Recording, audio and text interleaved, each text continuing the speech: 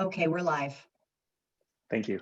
Good evening, everyone. It is 7:06 p.m. on September 28th, 2020, and I'm calling to order the Silverton Board of Trustees regular meeting.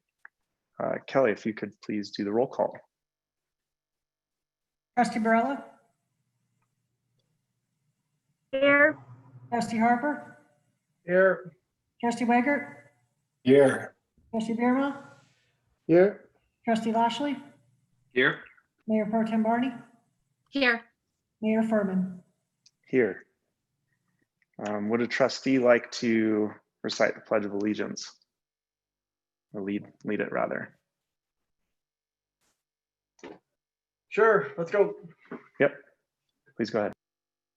I pledge allegiance to the flag of the United States of America and to the republic for which it stands, one nation, under God, indivisible, with liberty and justice for all. Amen.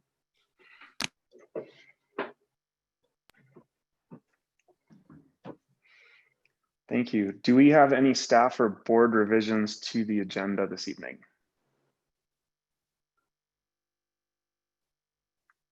Something that we typically do is move things like the fee waiver requests at the beginning of meetings so that the public doesn't have to necessarily sit through the whole meeting. Is that something we'd like to do this evening?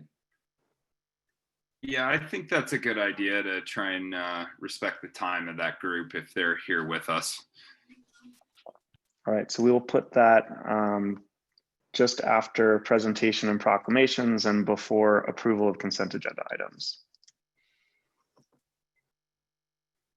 The other note, which we won't hold firm today, but is for consideration going forward, is when we invite presentations for them to aim for a 10 to 15 minute time frame. Since we didn't provide advance notice of that tonight, we're not going to hold our presenters to that necessarily, but keeping in mind that we do have 3 presentations tonight and to be conscious of the time would be much appreciated. All right, we will now open the meeting up to public comment. Comments are limited to 3 minutes each. Please state your name before you begin speaking. If anyone would like to speak and you're on Zoom, press the chat button at the bottom of your screen and we will enable the talk feature for you.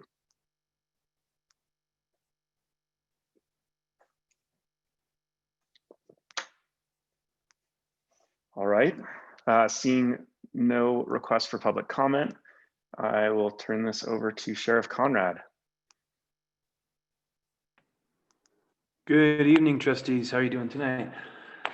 Good evening. Thank you very much for joining us. Yeah, my pleasure. And I think I can stay well under your 15-minute time restraint there. You guys asked about challenges this summer in budgeting. So, well, every summer it seems brings challenges to the sheriff's office and to the community as a whole. And this summer, I'd say was no different, but it was actually quite different in that we had obvious challenges that affected the entire nation and the entire world. And I'm pretty proud of the way our community and our office and our emergency management team has come through them and where we are, not quite on the other side of them, but where we are at this point in that game. It has created some time challenges on the office, on myself, my own time throughout the summer, and kind of taken away from the actual job of sheriffing and the law enforcement of the county. But I think, here we are, we're kind of in this new norm and we're settling into it as it is for what it is and see where we go in the future. The good news from the sheriff's office perspective is you asked us to be, financially considerate, I'll say, this year. And I think we've done a very successful job of that. And that here, 67% of the way through the year, we're only at 43% of our budget. So I think we're did a good job of tightening up the bootstraps and conserving our funds. And in that light, we are now kind of moving forward to what we had set apart at the beginning of the year at last year's budgeting session for this year, in that we are achieving full staff, which is something that's been a goal for some time. It's been difficult to attain because we've had great deal of people applying for the positions of deputies here in San Juan County, but no one we found appropriate to serve in our community. So we're feeling quite lucky now that we have 2 new officers on our team that we feel really strongly about are going to be long-term solid officers for this community. You probably have met Tanner Sylvie by now. He's been out of field training and on his own for a month and a half or so now, and he's doing really well. We've got another young lady who's joined our team, which has always been a goal of mine since day one, to try and have some female energy on the force and some diversity on the team. So we have hired a young lady named Abigail Armistead, and she is about halfway through her field training now. So she should be out on her own in November, and she's doing really well as well. So we have pretty high hopes that the folks we've hired and kind of rolled the dice on are really paying off and doing well for the team and great for the community. That kind of creates some ability for myself and Under Sheriff Lawrence to go to a kind of a normal schedule and a lot less time demanding schedule. Allows us to get caught up on some of the long-term projects that have been really lacking because we've been pretty overworked over the last year, especially. So we're feeling in really good shoes. You know, we feel kind of on the other side of this COVID thing for the most part. We're feeling fully staffed. We're feeling really good in our budgetary position. I think the challenges to come, and something I'd like to arrange for a future meeting, for a future presentation, the challenges to come are the OHV issue for future years. We have a number of community members who have been approaching myself and other team members and talking about their concerns over where this has gotten to and where it may be going. And I think that as a town council, we need to assess this experiment we've been going through for the last many years now. And I think there's some adjustments to be made. And I'd like to present that in a more formal situation and in more detail at an appropriate time, hopefully soon, while there's still summer business owners here and whatnot, and not feeling like we're trying to pull the wool over anyone's eyes or do anything without full transparency. But I would like to present my case and my thoughts on what we should do differently. Anybody have any questions for me? First, to say thank you. We appreciate all the emergency services, and particularly Sheriff's Department, for keeping everyone safe. I did see in the staff reports that an action item is to work on some type of proposal to better manage OHVs. So perhaps your presentation can be aligned with the work that staff's doing to present some modifications to how OHVs are being managed in town that hopefully can be implemented in advance of next summer so that we don't see as much conflict as we did this year. And I'll ask the same question. Sorry, go ahead. Do you have a time frame on that? I was unaware that there was anything moving forward with staff, so I'd love to be obviously involved in that process. I just saw that on Administrator Ryder's to-do list as a top item. It was in one of the first few bullet points in his staff report. So I'd coordinate with him, but I can follow up with you as well and him and make sure that we get that on the calendar soonish. And then I would ask the same question that I asked of each of the other emergency services, which is, you know, what else can the town be doing to support you in your job here? That's a good question. You know, I do feel very supported by the town. On the OHV issues, I would have some asks. Again, I think that's a better topic for when we're fully in that meeting. I think that's a very long discussion, a very involved discussion. It's great to have all the new blood on the board, and I really appreciate everyone working for our community. Thank you all for being there. I know it's a very tough gig and very unthanked many times, so I appreciate you guys being there. The thing I would say is, I think it's difficult for you to get a sense for what we deal with as a sheriff's office from time to time, from your perspectives there. And so I think after an appropriate time of settling into your new positions, and when we are back in the heat of it again, I would really like to encourage all of you to spend a few hours one day in the summer in one of our patrol vehicles with myself or our undersheriff or one of our deputies, and travel around town with us and see what it is we do downtown. One thing I should mention that being fully staffed now allows for us, the goal for the sheriff's office for the last few years of mine has been to always have two officers on during the day, during the meat of the season, so that we can have more or less a town-centric officer, because the vast majority of what we do in the summer is right downtown Silverton, but we also have plenty of things that go on out in the county. And so when we wind up, on a 4-hour call in the county, it leaves downtown pretty well unpoliced. And that's not necessarily appropriate with the amount of business we get these days.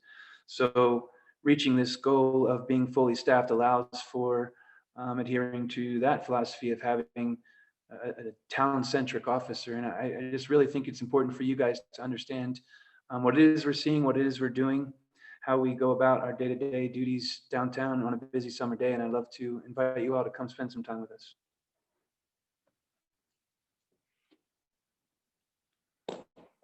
Thank you. Trustees, any questions for Sheriff Conrad?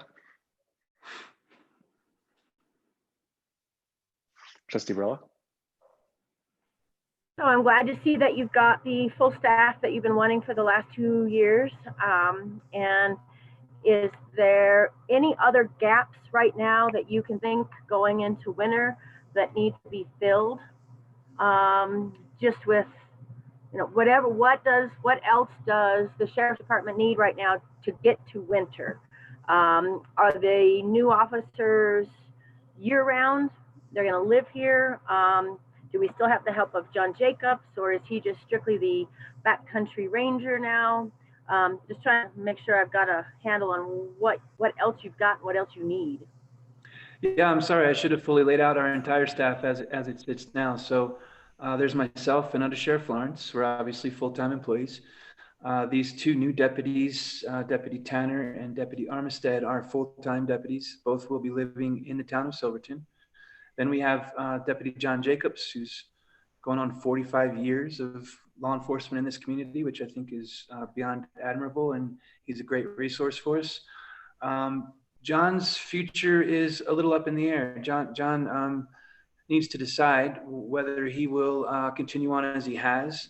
I believe his goal right now is to continue on through the winter, working weekends only. What he's been doing this summer is working weekends and then working as an Alpine Ranger on either side of the weekend. So he's worked not necessarily full-time, but more than part-time.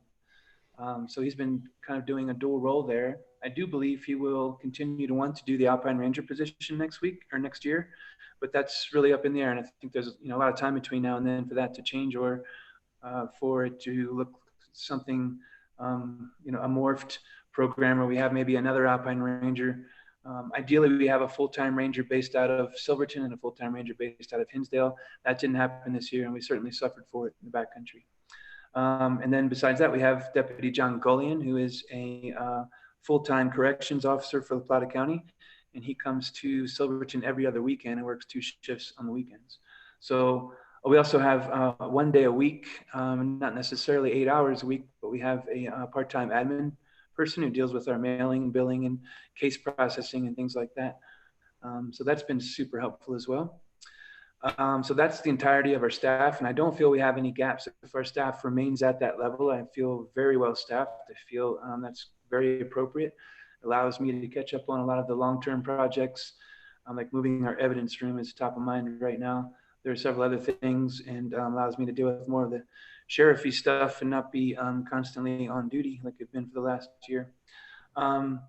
What we're lacking right now is just a short-term lack in that our vehicle situation is a little tenuous. We've had a couple of vehicle problems lately, so we've been sharing vehicles, which is not ideal in a small community where you may be caught out in the middle of the night for any kind of what we deal with, or to back another officer up, even if you're not on duty. You have to have your own vehicle at home.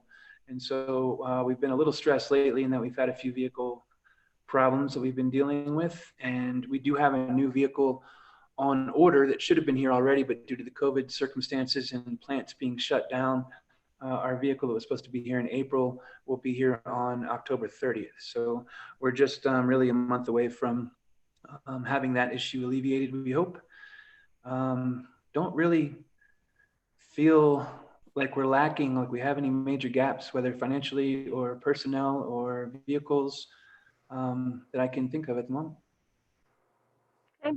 Thank you. Great to hear. I'm glad you're fully staffed and everything looks like it's moving well. Thanks, Bruce. Feels pretty amazing, I can tell you. Been a long time coming.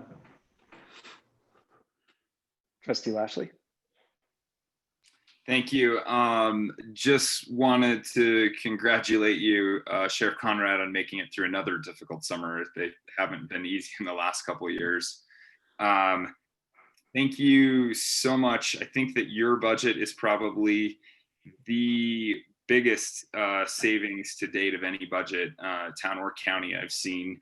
You always do a pretty fantastic job of staying under budget, but this year is definitely an exception. So we're not coming out on top, and you've done so much with so little. It's really amazing. So just wanted to thank you for that as well. Do you foresee any other budget increases here for 2021 that you'd really like to ask us for in the upcoming budget season, or you feel like you're in a pretty good place right now with the staff and your resources that you have?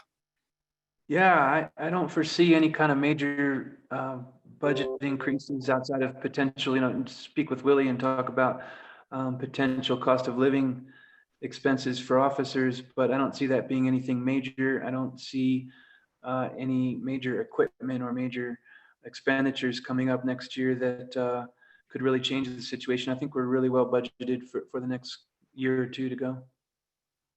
That being said, I do think that the Alpine Ranger program is really important, and more important as we continue to see the rise in OHV use here in the counties. So keeping that program afloat, I think, is really key. And if we are ideally staffed next year, meaning that we have one full-time officer out of, or not officer, but Alpine Ranger out of Hinsdale County, and one full-time or two part-time out of San Juan County, I think we'll be good for this coming year. But I think we need to keep in mind for the near future, within the next 3 years, if we continue at this rate, I think we're going to need more than that in the backcountry. We've had very little presence from the feds, meaning BLM or USFS, in law enforcement. So it really requires having some presence out there and having some ability to respond fast to accidents or poor behavior. So I think that just keeping in mind that while the office itself seems very appropriately budgeted for this coming and perhaps the next year, outside of perhaps cost of living increases, I think that we need to really keep that Alpine Ranger program in mind and at heart. I think it's really, really important. We do get $10,000 from the BLM to assist with that program. They've very generously given us a very nice backcountry vehicle, a side-by-side Honda machine. It's been doing really, really well. But that program is extremely important and becoming more so as time goes on. So I think that we need to make sure that we maintain it as is and even bolster it more in the future here soon.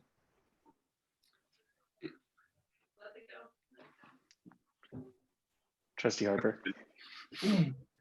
Thank you. Congratulations, Bruce, on the expansion of your team.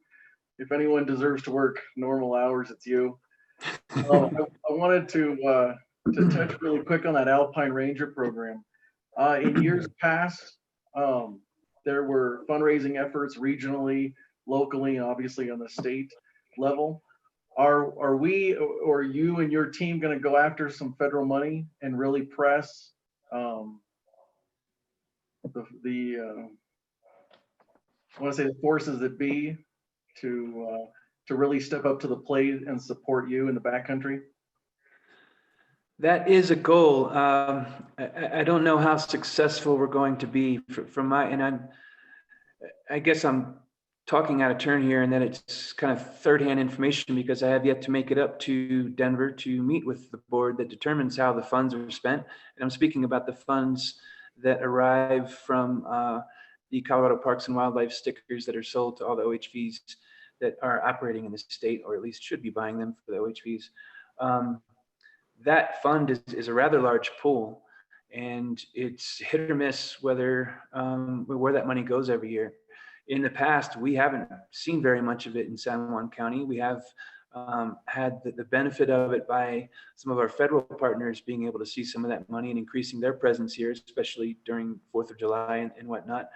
However, like last year, for instance, the federal bid for that money failed and there was no plan B there. So we simply didn't have any feds. So Right.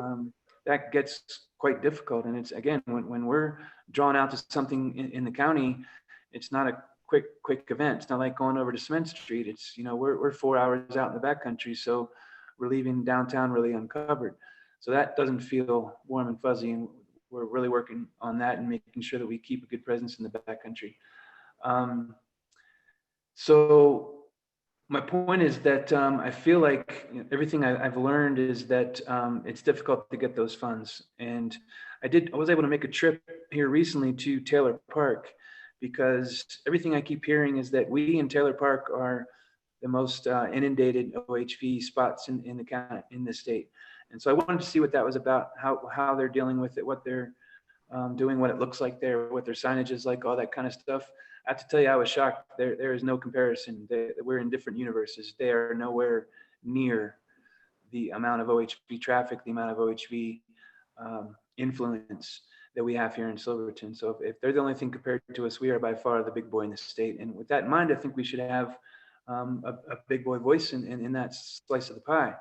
In that, what I'm told, and again, this is where I will fully cop to kind of talking out of turn, and that this is third and fourth hand information to me. But what I've been told from a number of sources is that the people that sit on that board are the people who own OHV dealerships and are industry people.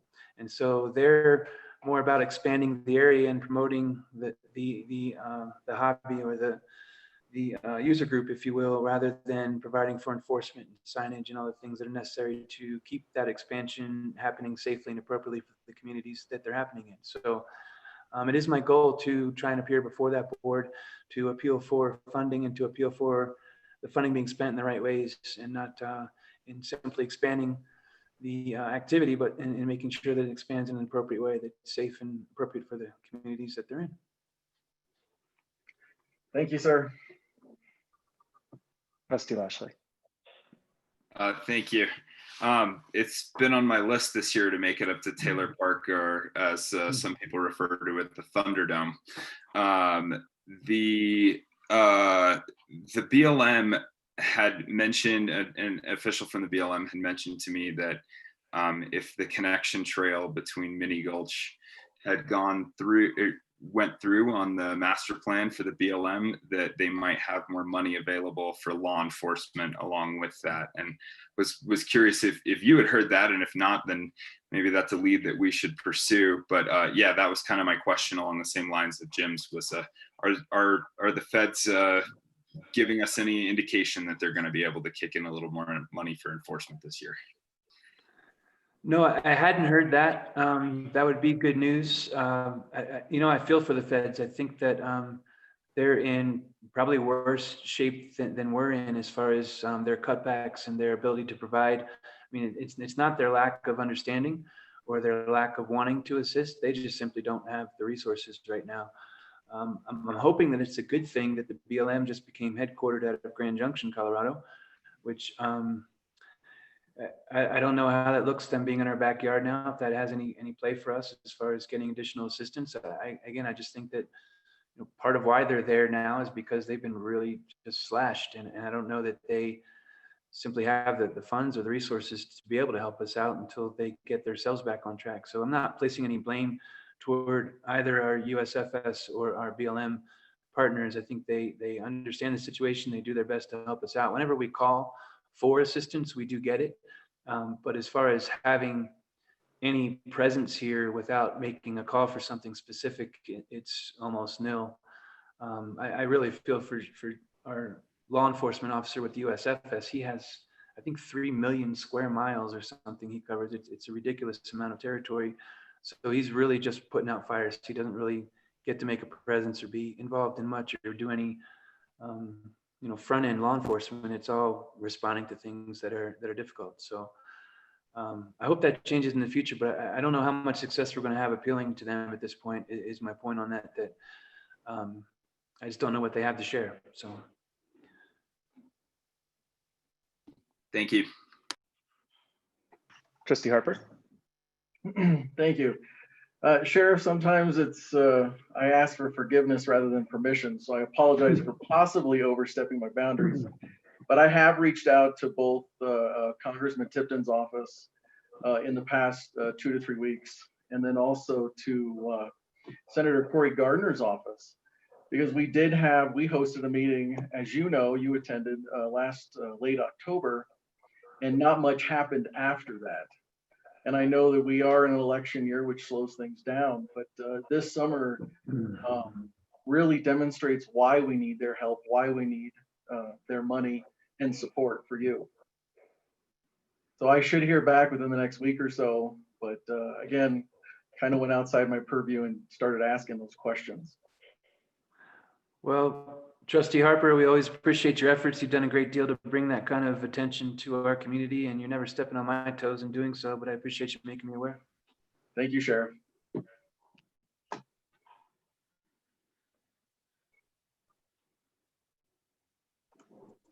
Well, that seems like we've satiated our question asking for Sheriff Conrad. Sheriff Conrad, thank you very much for this presentation tonight, for taking the time to be here. We really appreciate it. Thank you so much. All right. So moving along to Chamber of Commerce Director Deanne Gallegos. Deanne, you have the floor. Good evening. So I have a quick PowerPoint presentation. I was asked to just give kind of like an overview of the Chamber and the Visitor Center relationship, and then how did COVID change the Visitor Center operations. So Lisa, I'm going to try this screen share. Let me know if you have trouble, and I can do it on my end if need be. There you go. Can you see it? Almost. It says it started screen sharing. There it is. Okay. There we go. All right, so this is the points that I'm going to go over: the history, the benefit, the COVID-19 plan that we came up, comparison to last year to date, and then end with the budget. So history.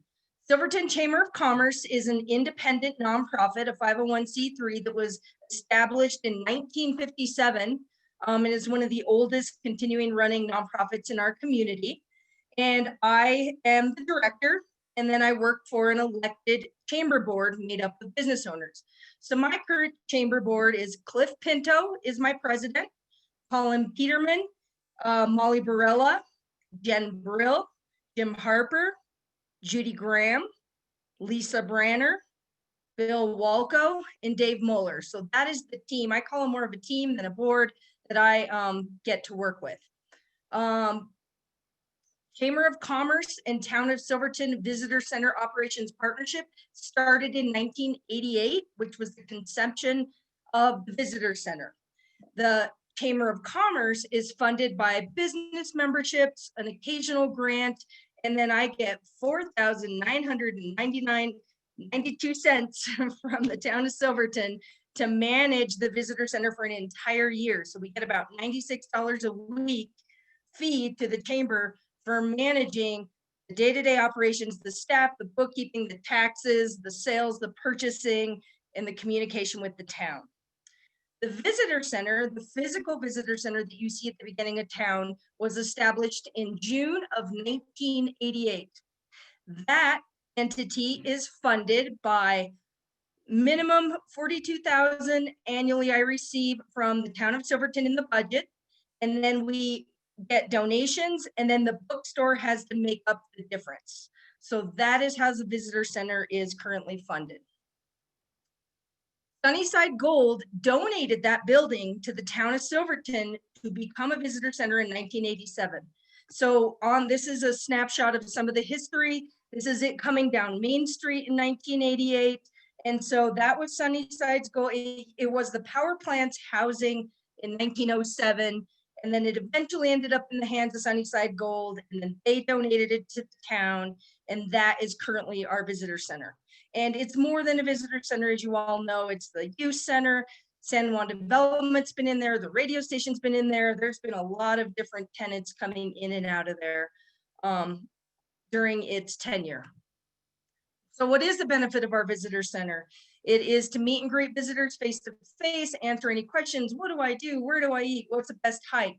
We answer phone calls, emails, we mail out brochures and maps, but we also provide those services to our local business owners. We have created a very strong partnership with BLM US Forest Service and San Juan Mountain Association. So 4 years ago, we were struggling with staff. BLM was struggling with rent downtown when they were in the Highlander. I don't know if some of you remember that. They had their own visitor center down in the Highlander. And so I worked with the director prior to Elijah. I cannot remember the lady's name, but she's the one who planted the seed. And then Elijah is the one who manifested it about 4 years ago. So bottom line, in the summer, we get a free staff, in my mind, to the visitor center that specializes on trails and hiking. So the BLM and the US Forest Service funds that staff member through San Juan Mountain Association, and they come 6 days out of the week, and they're 10 to 3. They start from June, and they just finished up a couple weeks ago. So they kind of come in the height of the summer, because the visitor center is steadily getting busier and busier with each summer, but yet our budgets kind of stay the same.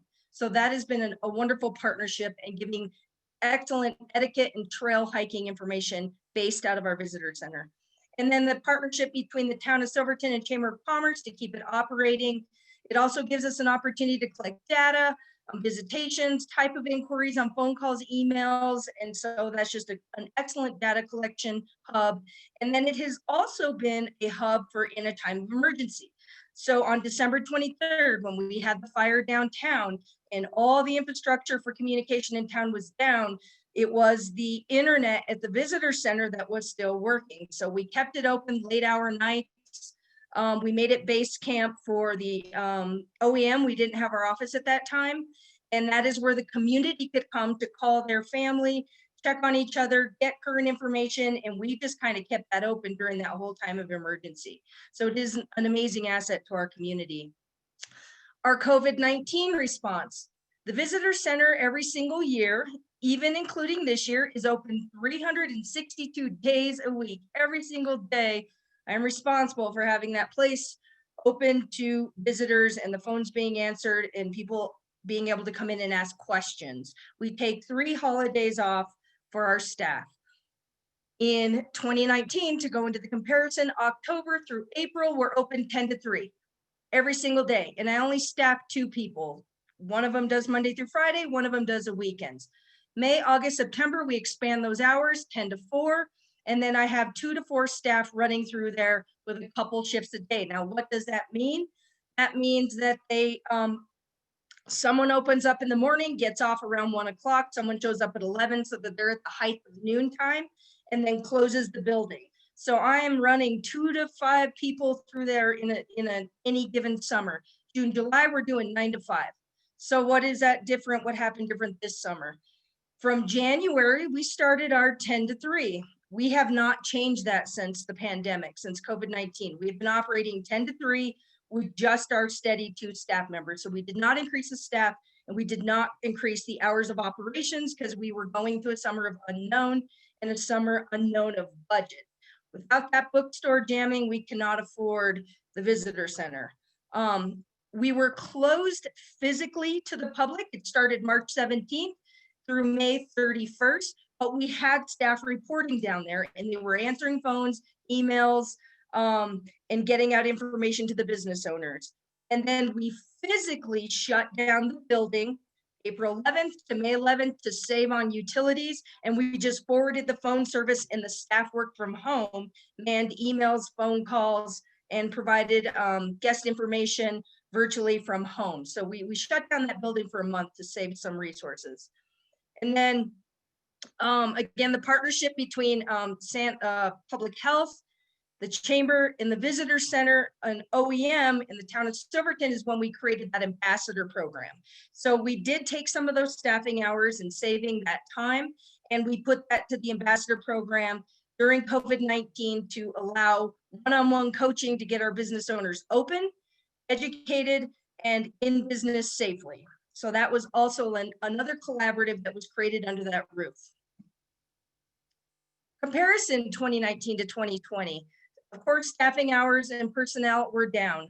Merchandise sales were down. Donations are down. And visitors to the building were down, except for now in September, we're actually seeing it trend up to almost on par with last year. This September, as we're all experiencing, is just jamming out there. And telephone calls have actually been up since the pandemic. And then map sales, just these are things through the budget I sent you guys. These are just the highlights. Map sales are actually outpacing book sales, which is unusual from any other year. So that tells you what people are here and they're doing. And the map sales are almost on par with last year, even with limited operation hours. And then gift sales were trending up. So book sales were down. People are not hanging around the visitor center as long and not milling into the area to be able to make that kind of sale, but yet gift sales were up this year. The budget. So the budget, and the reason why this is in relation to 5 years, because that's as long as I've had my job. So I've been managing the visitor center and the executive director of the chamber for the last 5 years. So that's my perspective. So same as the last 5 years, we started, it takes about 65 up to 72K annually to operate the visitor center, depending on what do we need to purchase, how many people did we staff, and then people getting raises. I'm starting to have longer term employees and they are getting pay increases. We have never requested in my last 5 years more than the 42K from the town of Silverton budget. We have not in my 5 years requested an increase to the chamber administration fee just shy of that $5,000 a year, $96 a week. Staffing, personnel, and hours of operation will depend on the budget as to what the budget will be approved for next year. And then bulk up the bookstore to offset the budget deficit. So what my long-term plan to ensure that we do not have to continually increase the need for requesting money from town of Silverton is to make it through the bookstore so that it's kind of helping to pay for itself. And then to create a plan to increase our donations. So in 2018, the town of Silverton took the water dispenser down there, and now that money is a credit card and it goes right into the general fund. Prior to 2018, people would do it by donation, and that went directly to the operation of the visitor center. So we have seen a huge decrease in donations, although it's still ending up in the town budget. It's not ending up specifically in the visitor center operation budget. So I need to come up with a plan to increase donations. Now, questions either about the visitor center or the year-to-date budget that was submitted in your packages. And Lisa, would you end screen share?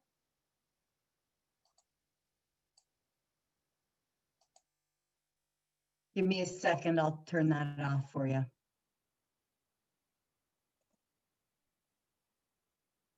Thank you.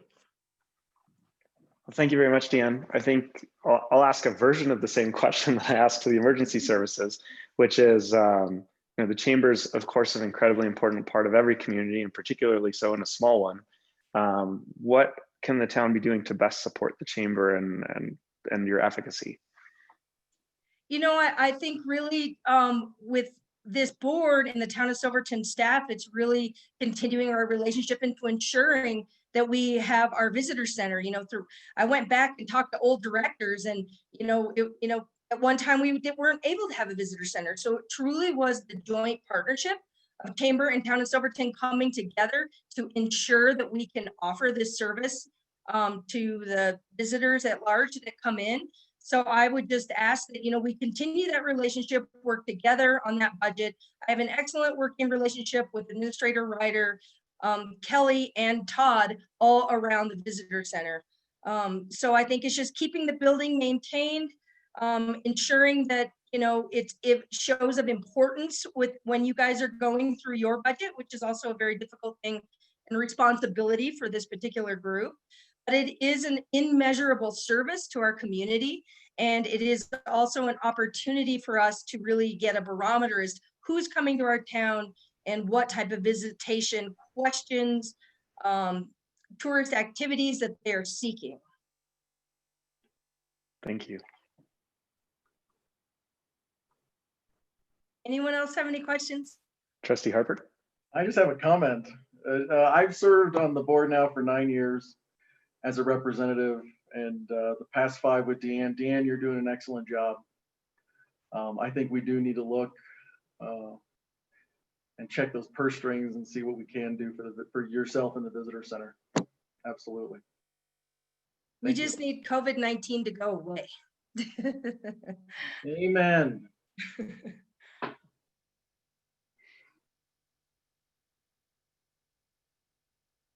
Mayor Pro Tem Barney?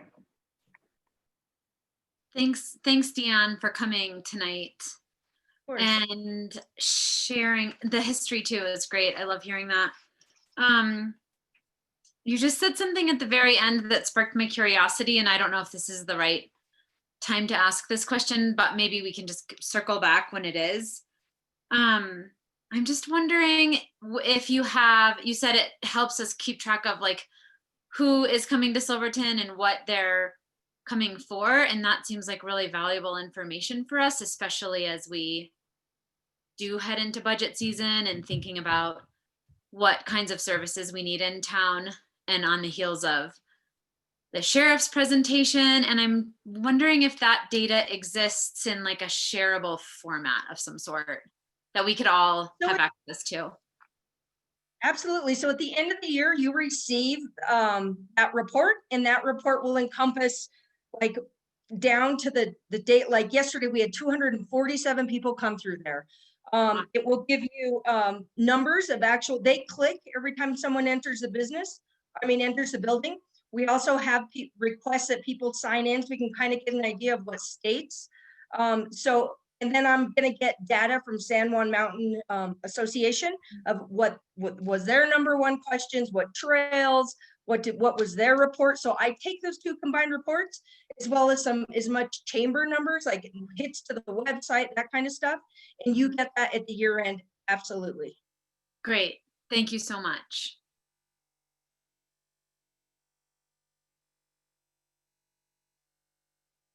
Trustees, any other questions for Deanne? All right, well, Deanne, thank you very much for being here tonight. That was a great presentation, super helpful and informative. Thank you. I'm going to jump off the panel, but continue to be in the meeting with you folks. Have a good evening. Great, thank you. So our next set of presenters, well, I just have Clem Branner from the Single Track Society on here, but I do see that Cliff Pinto is on as well. So I will pass the mic to you guys. Thanks. Can you hear me? Yes, we can. All right, sweet. So I'll just give you guys a little quick history lesson here. We started Silverton Single Track Society in 2014 with kind of an eye on what is hopefully going to become Baker's Park very soon. But spent the first few years just kind of trying to prove ourselves doing trail work projects on Boulder Gulch, Bear Creek, and the Rainbow Trail, and had our beer fundraisers at the Iron Horse finish line. And then in the fall of 2018, we decided it was time to go for it. And I'll just define something real quick. IMBA is the International Mountain Bicycling Association. So they have a subgroup that specializes in developing trails.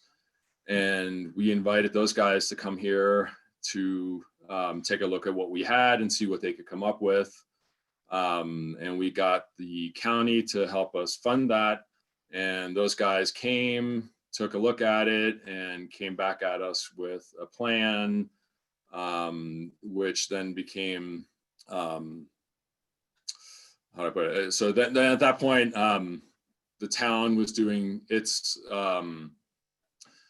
trails plan as well, that whole process. And then BLM was doing their travel management plan at the same time, and it all just kind of came together. And let me check my notes here. It was spring of 2019. That plan then was unanimously adopted by the town board and the county commissioners, and was then handed off to the BLM to become part of their travel management plan. And our Baker's Park idea was part of that. And since then, we've been waiting for the BLM to finish their travel management plan. And as hopefully most of you know by now, that finished a week ago, and the Bakers Park plan was part of that. The two things that changed from what we had proposed was that Trail 13, which was the high alpine trail, got taken out of it because of wildlife concerns. And then the other thing that they changed was they added e-bikes into the mix, class 1 only, which means pedal assist. So it's not a throttle. It's just that it works when you're pedaling. And yeah, so that was last Monday. And I'm gonna try to see if I can figure out the screen share thing real quick so you guys can see where we're at. Lisa, I might need help. Let's see. Oh, hold on. Ah, can you guys see this? Yep. Okay. Why do I have this thing in the middle? Okay. So now that we have the official sign off from those guys, our plan is for next summer to do, can you guys see my mouse as well moving here? We can. Awesome. So what we're hoping to accomplish next summer is Trail 1, Trail 2, Trail 3A and 3B, as well as the parking area and trailhead. And then if we can, we'd like to also add in Trail 12 and Trail 4. So that'll get us a big blue loop. So we'll have something for, intermediate riders, and then a downhill option for more advanced riders. And that will get us a total of 10 miles of trail out of the 30 total that this whole thing is. So to try to accomplish this, we have, before the plan was even approved, we applied for a Goco grant to build trail number 1. And the idea is to have that be, it's a special grant that's for a youth corps group. And if we get that, then that'll be taken care of. And then the next step is going to be for us to raise money to build trails 2, 3A, and 3B. And we are looking to do that through, different, wherever we can get our paws on, essentially. And I'm gonna, let's see, matching funds. Okay, how do I kill this? Here. Stop share. There we go. Okay.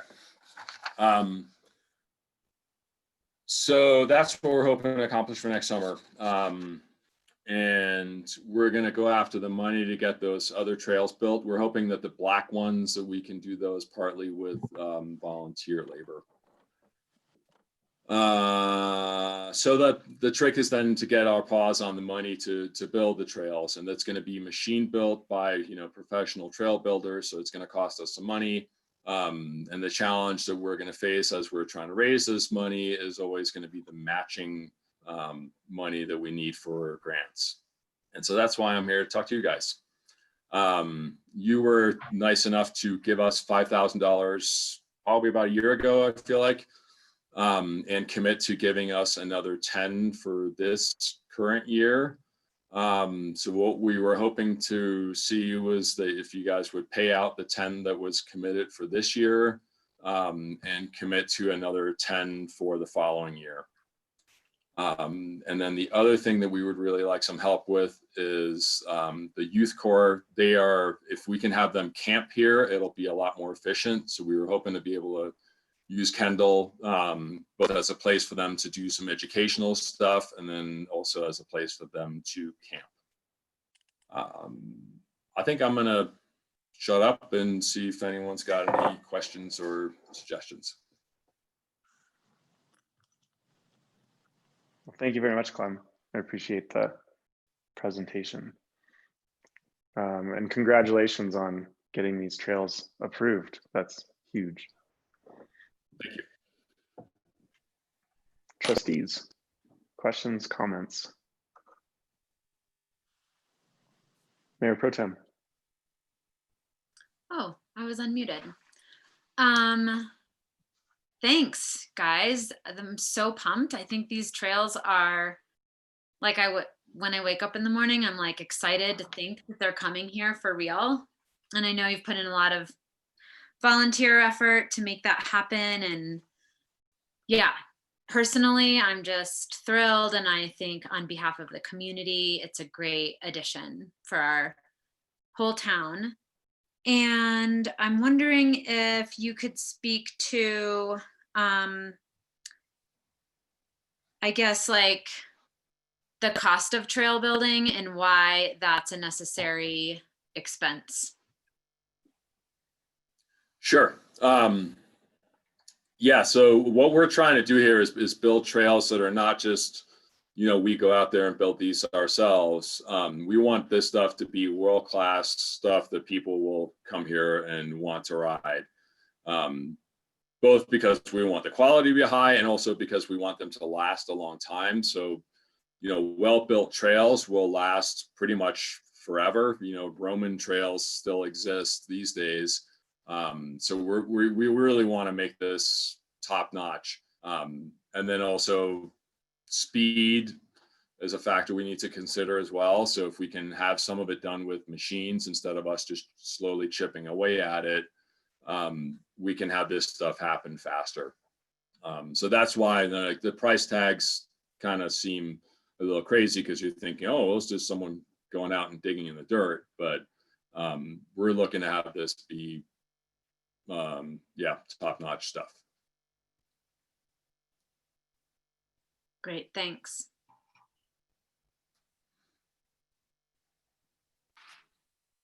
Trustee Lashley.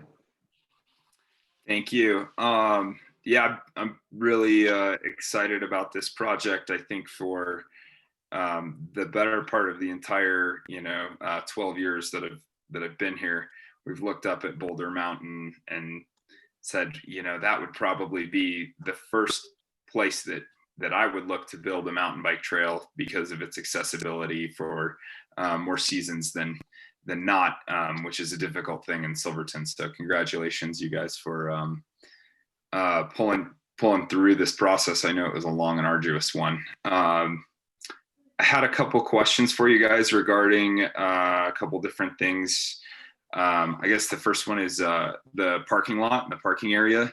They're kind of down on County Road 110. What kind of parking were you guys looking to put there? How many cars do you think you'll be able to have there? And who's going to be in charge of, I guess, of maintaining kind of the parking? I think BLM kind of committed in their plan to help with bathrooms, excuse me, and that kind of stuff in terms of maintenance. In terms of how many parking spots, I don't know. There's definitely a lot that we still need to figure out. But it seemed like just the perfect place to put it because there's a lot of just level area right there that you can just drive right to. So I guess the real answer is we're still trying to figure a lot of those details out. So last week we had a meeting with the EPA folks, and they're going to be doing some long-term depository stuff of the tailing sludge from the Gold King plant, kind of below on my map where it kind of says 1 on some of the tailings piles, essentially. And one of the suggestions that we made to the EPA was that they look forward to kind of a long-term use of that plan as an area for the community, maybe cross-country ski trails or a park or something like that, and a trailhead for a major mountain biking center seems like it could be right up the alley for a long-term plan for that. So if we're planning for growth, that might be an interesting option to kind of consider there on the tailings pile. And then that gives us a lot of access. And then also, since they are using that area below there as a repository, it might be worth looking into some matching funds with the Brownsfield money as well from the EPA, and maybe they could kick in to help make this dream reality as well. Awesome. Yeah, that'd be great. Yeah, and then just looks like some of these areas. How much surveying has been done of some of these areas, and how much kind of needs to be done in order to start moving forward with your guys' project on this? So we walked around with the IMBA Trail Solutions crew there, and with BLM as well, but it was very much just kind of conceptual early stuff, and then they went back with that information and put the plan together. So before we can do anything, the next thing that we need to do is we need to get IMBA back here to walk around and do final trail alignments, and then they'll send that stuff off to BLM, and then BLM needs to do their clearance, I think is the technical term that they use, and that's them finally signing off on, okay, here's where we can go ahead and put the trail. Yeah, that all sounds really great. Also just kind of on like 4A, that trail system right there, there is kind of a lot of existing trail, and I don't know how much of that is kind of aligns with that existing trail up there, but it's historic trail up there, I think, and that would hopefully be some low-hanging fruit to kind of continue on. But yeah, you guys are doing awesome. Thank you guys so much for continuing through with this process, and I'm looking forward to this becoming reality someday soon. Same here. Thank you.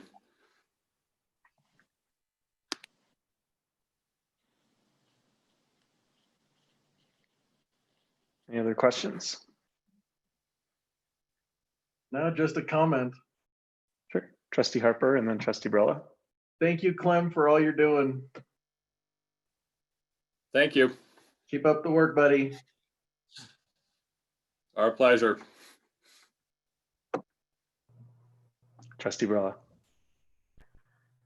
Good job, guys. I'm glad all of the meetings that were held and all the trail visioning sessions and all of the paperwork that had to be filed to do all this with the BLM. And I did speak to Elijah a couple days ago, and I'm glad. Good job. Good hard work. Due diligence. It all pays off. Keep it up. Can't wait to see some of this to start to go in. Can't wait to see videos of Griff riding. Come on, Griff. Okay. Thank you, guys. Thanks. I just had one quick question, which is, what's the timing of the Goco grant decision? December, off the top of my head, but I'm pretty sure that's right. Nice. I'm gonna take a guess here in terms of process, but I think that we would not necessarily be voting to approve the budget allocations requested this evening. That would be more part of the budget discussions as we look at the master budget and building line items in for these. Does anybody think differently about that in terms of process? Particularly people on the finance committee?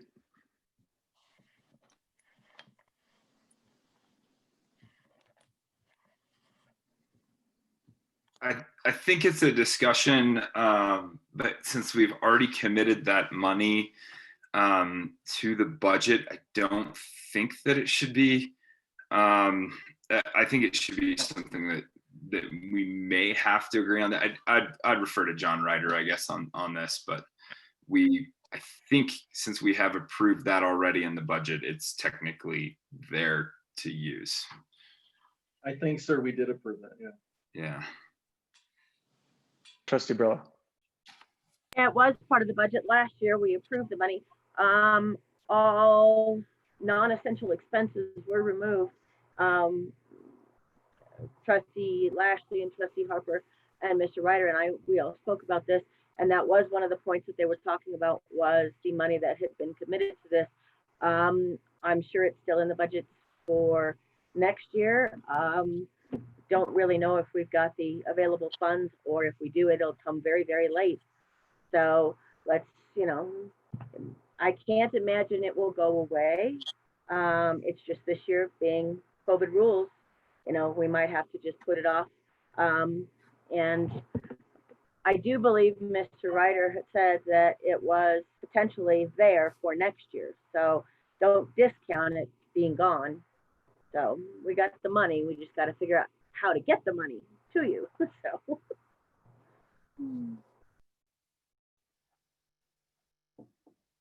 So I guess in terms of process, it's already been approved for the current year, and we would need to approve it for the coming year unless that was part of the prior approval.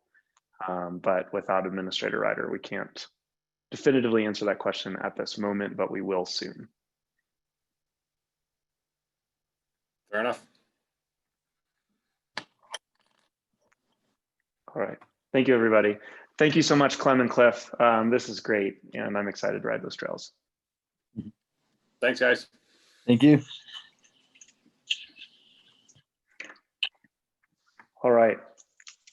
Do we have someone here to speak on behalf of the special event application for the Christian motorcycle event?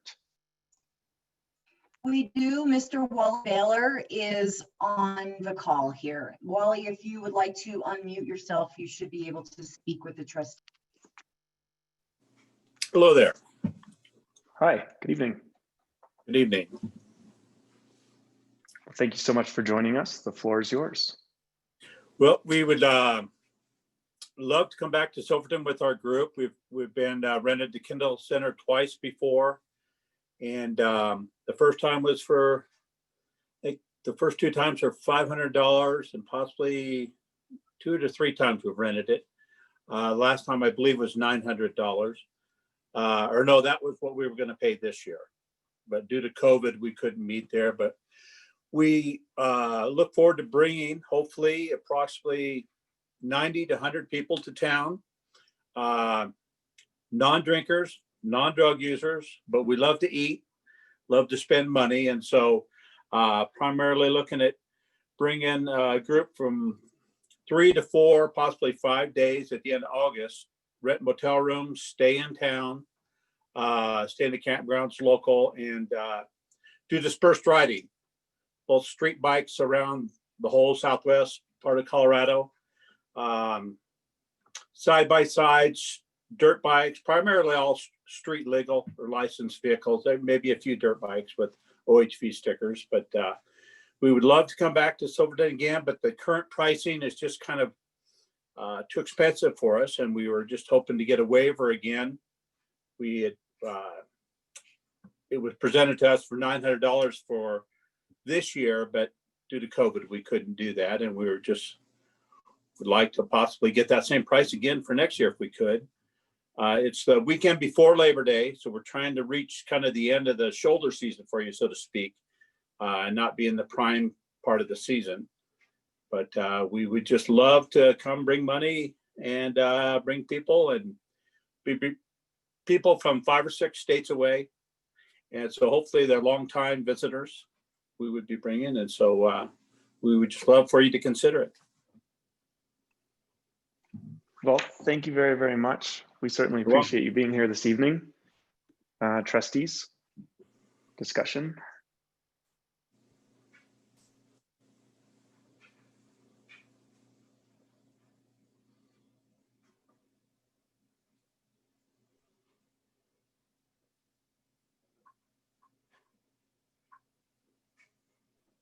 I see Trustee Barella speaking, but you're muted. Oh, and then I saw Mayor Pro Tem and Trustee Lashley raise their hands. Trustee Barella can go ahead. I'm having a connection problem. I keep coming in and out.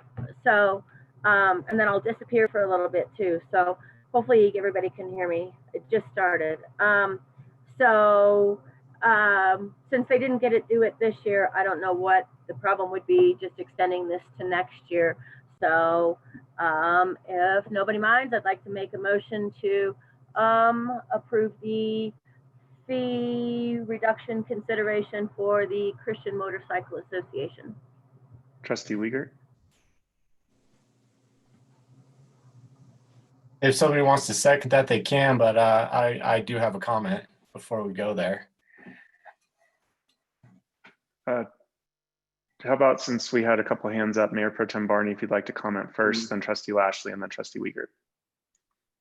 I had a question just to clarify our numbers. So the fee waiver, the 2020 price that was quoted was $900. That event couldn't happen. And then the fee waiver that you're requesting is for, correct me if I'm wrong, please, this is a question, $2,000 in 2021, September of 2021. Can I clarify that real quick?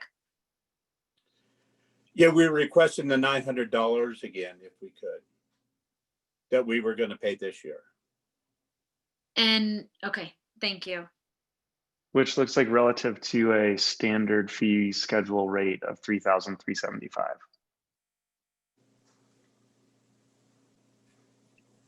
Trustee Wiegert, go ahead. Yeah, I'm just wondering if we can get Lisa to weigh in on this at all. I'm a little confused about this $900. I believe last year the board approved a $1,000 discount for this project. It was the exact same letter we saw last year, we saw this year. And we also had threats last year of this group moving their rally to Lake City if we didn't give them their 500. One thing that we decided in the previous boards that I've been a part of is that the money that we were generating for Kendall Mountain Recreation Center and our previous fee structure was not covering the annual maintenance and the wear and tear on the building. And that's the major reason that we decided to increase the rates. This is an event that is in the peak season. So this is an event in August. This is not a time when we typically have a hard time finding events to fill Kendall Mountain at a full price rate. I'd really like to seek some clarification before we approve a $900 rate. I don't think that's correct at all. If I could offer an idea before putting Lisa on the spot. A thought that I had was with respect to timing. So this relates to a 2021 budget item, and we haven't gone through our 2021 budget yet. So if the board chooses to approve or deny tonight, then that's fine. But I think maybe the best course of action would be to table this until we've looked at our 2021 budget, looked at what our fee waiver allocation is. That we had a $10,000 initial allocation for this year that I think was reduced to maybe $6,000. And so I would suggest that the board look at this in relation to our fee waiver allocation for 2021 once the 2021 budget is approved.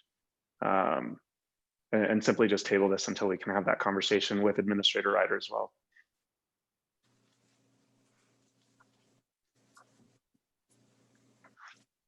Trustee Lashley. Yeah, thank you. Just along those same lines as you were just speaking, well, yeah, I think your guys' timing for the request is absolutely perfect. We're just coming into budget season, and this is the perfect time for us to start weighing these considerations of groups and fee waivers. So we really appreciate your timing and your timeliness in asking for this in the future. But that being said, with kind of our budget season coming up, I think it would probably be better to discuss this as part of our as part of our fee structure, and if that's going to change at all for coming up for the 2021 season, having a little better idea as to what we're spending and what we're budgeting for before we can give a yes or a no on this. Mayor Pro Tem. Okay, thanks. I'm I'm inclined to agree with trustees Wiegert and Lashley on this one, mainly also just in almost every staff report, I think that Lisa's shared with us during COVID, the number of cancellation fees that we're not bringing in just seems to accrue. And so I just have a little bit of concern about that. And then I agree with Trustee Lashley that it feels like good timing for us and bad timing for Mr. Baylor, but good for us to be able to think about this into the future, maybe before we jump into approving it. Trustee Harper. Question for staff. Were we expecting any rate increases for 2021? We haven't discussed the fee schedule for 2021. I can tell you that the rental fees for Kendall have remained constant. I inherited that pricing structure from whoever was in the position before me. I think perhaps we were more liberal in discounting and waiving fees in the past, but what we did institute, and Trustee Barella was part of that process, I believe former trustees Renowden and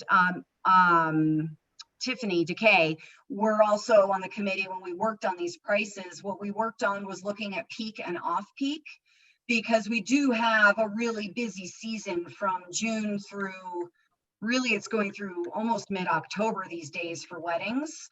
And it might be even pushing into May from what I'm seeing just in the time that I've been on board. So we worked on creating peak and off-peak rates and trying to only discount when we weren't as busy. If we can rent it to a wedding for top dollar, we're trying to do that during our busy time, and then have flexibility when we're not as busy for our own local nonprofits and other groups that perhaps are asking for a little bit of a break on the space. So that's the main difference that happened in the time that I've been on board with the town.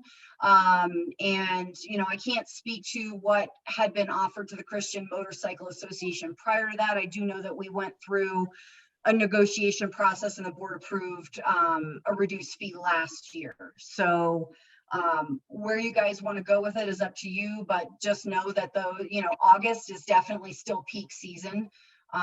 We're busy straight through the end of September and even into mid-October these days. Thank you, Lisa. Trustee Wiegert. Thank you, Lisa. I appreciate that. For the rest of the trustees, if you're interested in referencing the meetings that the minutes that I'm referring to from last year, you should reference October 14th, 2019 for more information on the subject. I think you will see that we approved a $1,000 discount. Trustee Burrell and then Trustee Harper. You're right, Jess. I thought it was because I think the year before was 900. And then last year we approved the $1,000 because it was Mr. Pendleton that came and spoke to us. And we did approve the $1,000 fee reduction. And the year before, I think they only paid 900 total. So I will withdraw my motion. I do want to see this talked about. We don't want to lose these groups, but, and you're right, Lisa, I was on that committee, but I had also recommended that for some of these larger parties that want to come back year after year, we actually make it contractual. So that way we know that that time is always locked out for that specific group. Same way with the Hundreds in the Hills. And, you know, prior to that, the four-wheeler club that used to come every 4 years. So, because if we make it contractual, we know that that time is already blocked out. We know it's in our budget that way. So even if it's peak, non-peak, we've got it nailed down. So I'd like to see going forward, I'm going to propose this again, contracts with all these different groups, even if it's not every year, even if it's every 2 to 3 years when they come back and want to return to the area, having a contract in place makes all the difference. Thank you. Thank you. Trustee Harper. Yeah, my question's for Mr. Wally Baylor. Wally, do you need a definite decision tonight? Is this going to affect your attendance for next year? Or are you able to allow us the time to do a little bit of research here? Yeah, it's not, we have some time, but because of the the lack of motels. You know, we try to get motels reserved right in January if we can. Campgrounds as soon as possible, because that's the, you know, bringing a crowd this size, knowing in advance far enough, we could get the reservations in for equipment rentals and motels and that, because they fill up so fast. And so that's why we ask so far in advance. And we're trying to be on an every 3-year cycle with Silverton. We do go other places in Colorado on the other 2 years, but so we're trying to do a 3-year cycle to come back to Silverton every year, because it's a great place. And Kendall's a great location. So we do only meet there as far as wear and tear. We meet there for about an hour and a half in the morning, and then about 2 hours in the evening after we have supper. So most of the time the building is empty all day long as far as utilities and, you know, wear and tear and that. We actually lock it all day long to encourage people to eat out and go visit the community and ride the trails and the highways. Thank you, sir. You're welcome. Thank you. Trustee Birma? Mr. Baylor pretty much answered my question I had, but I was just going to make the suggestion, if they're not using this space all day, every day, there are other spaces in Silverton that might better suit their needs as well. Yeah, we'd love to. We've looked around, and to fit approximately 90 people to 100 people, Kendall just seemed like a great fit to be able to park trailers and that nearby there. But we try to have an indoor place where we can, you know, lock up maybe computers, do films from the riding during the day and this and that. So, you know, an open air gazebo due to rain, you know, the August showers and that aren't as desirable as a place that we can actually lock a door at. But if there are other places in Silverton that we could fit 90 to 100 people, we'd be glad to look at those. But we've kind of struck out finding that large lockable room, so to speak.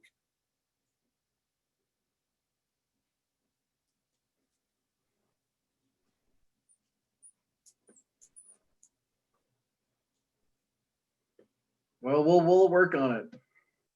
Okay, if you guys have any ideas, you know, we'd love to. I live in Montrose, so I'd love to come down and take a look at any other facilities that, you know, may work. Like I said, because for the most part, we're gone all day. And so we're just meeting in the mornings and evenings there, but it is a great building. We love it. Thank you, Trustee Uyghur? I have a suggestion. I'm not sure if it's feasible, but we do have the single-story school structure that we had purchased as an impromptu library that is currently not being used, and that may be a venue that could facilitate your services as a large building that you could lock, as a suggestion. Yeah, I'd love to come down and visit it, take a look at it, you know, sometime.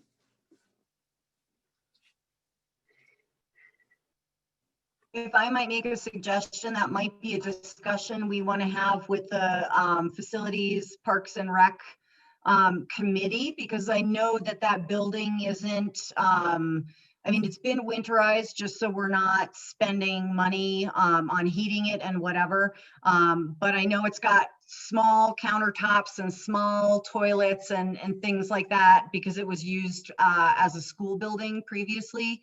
So there's a little bit of work that may need to be done on that building before we could utilize it for purposes like this.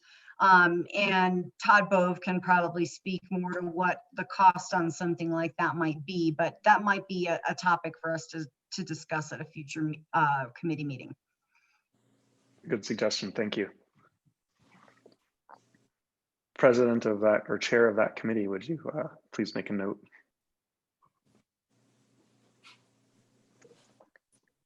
All right, so would we, as a group, like to table this for now to revisit during budget discussions?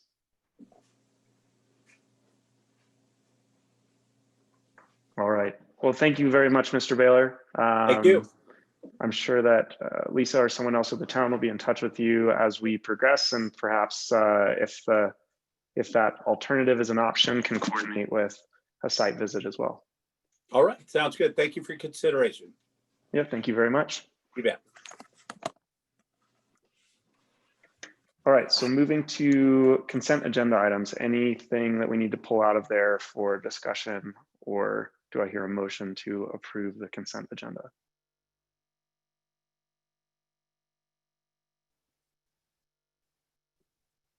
Trustee Lashley.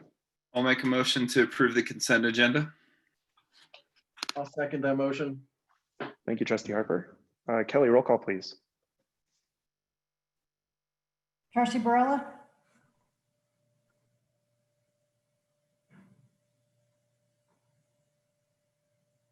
Just shake your head.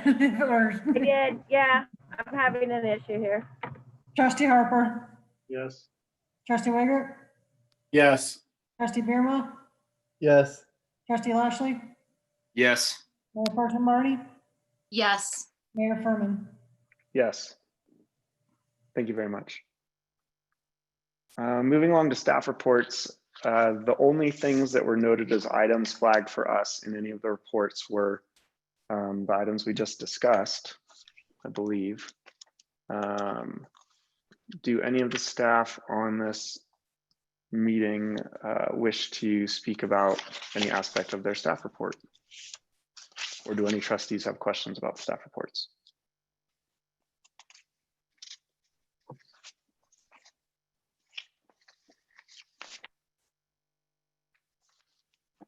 All right. Moving along to committee reports. The first one is a finance committee report, and we do have a year-to-date town budget in our packet. Is anyone on the finance committee able to speak to the inclusion in our packet? Mayor, Trustee Harper may have had a hand up there for a second. Oh, sure. Thank you. Sorry, I was looking down at the agenda. Thank you, thank you. I just had a quick question. Any updates from the Kendall Mountain Committee for Lisa? Wasn't there a big No. meeting last week or the week before last, something like that? So I guess I have a question as to whether Mayor Pro Tem would like to address that in trustee reports, or I can address it now very quickly. I'll leave that. Either way, I wasn't thinking I was going to do that right now as a part of staff reports, but I can jump right in. So we basically closed our request for information process last week with the Kendall Committee. What the group had wanted to do, as you all may recall, that process generated 5 different responses. 2 of those were from actual ski area operators, Mountain Capital Partners and Silverton Mountain. And the group invited those 2 entities to come and speak. Basically, they just wanted to give them an opportunity if there was anything that they wanted to elaborate on from their response to talk to the committee. And so, at this point, really, we're looking at that process as being closed. That was kind of the tie that up with a bow and let's move on to the next stage in the process. The group is working on some planning guidelines and some recommendations for the trustees. And there will likely be as well a public open house. We're still working on timing on those items, but that is all forthcoming for the fall. I think the group feels like they have pretty much wrapped up their education and research stage, and they're ready to actually come to the trustees with a recommendation shortly. Mayor Pro Tem, I don't know if you want to add anything else to that as chair of that group.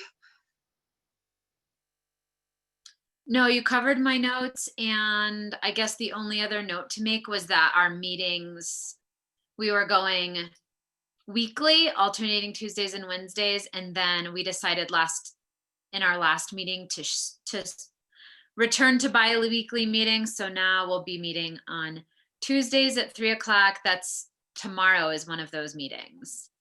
And then that will. Right, and those are the first and third Tuesdays of the month. And the group has kind of been going back and forth between more frequent and less frequent meetings, just depending upon the workload and what they feel like they need to be pushing on at a given moment. So they've backed off a little bit to allow a little work to occur in between the meetings.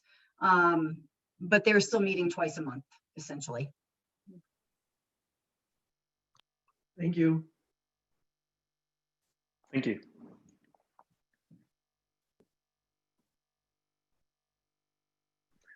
So in the agenda, moving to committee reports, unless there's other staff inquiries or comments or questions.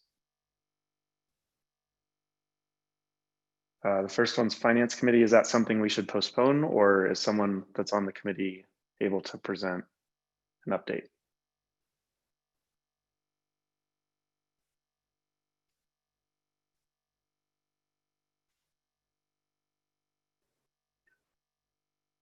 Mr. Mayor, I was going to say that I did show up late. I had a prior engagement and I did show up late.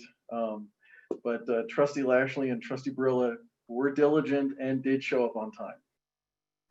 So I do want to report my tardiness. And yeah.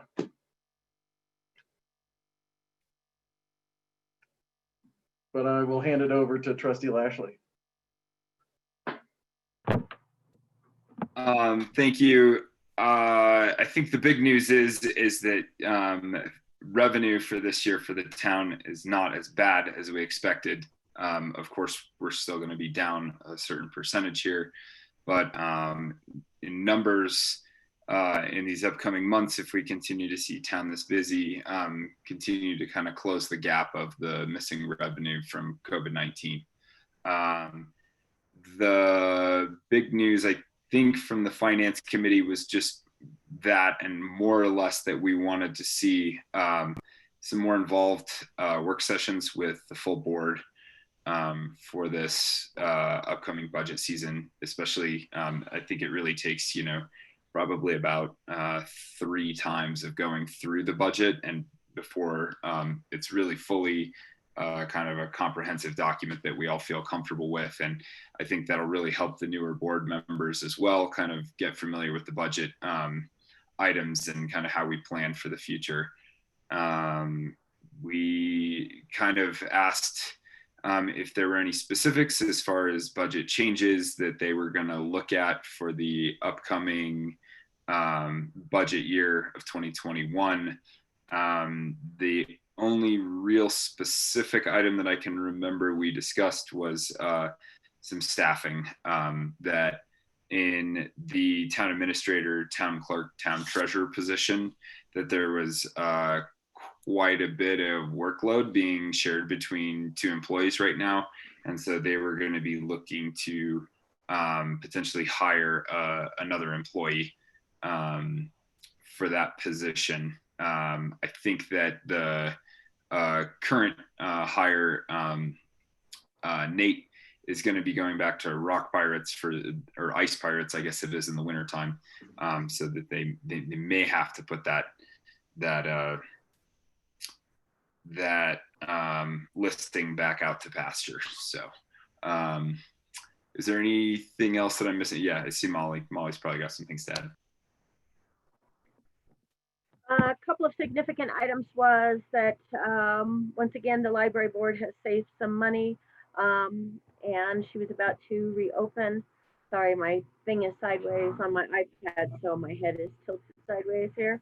And so we are almost to the point that the library fund has enough money for when the grant comes back around, when the actual grant money will be available.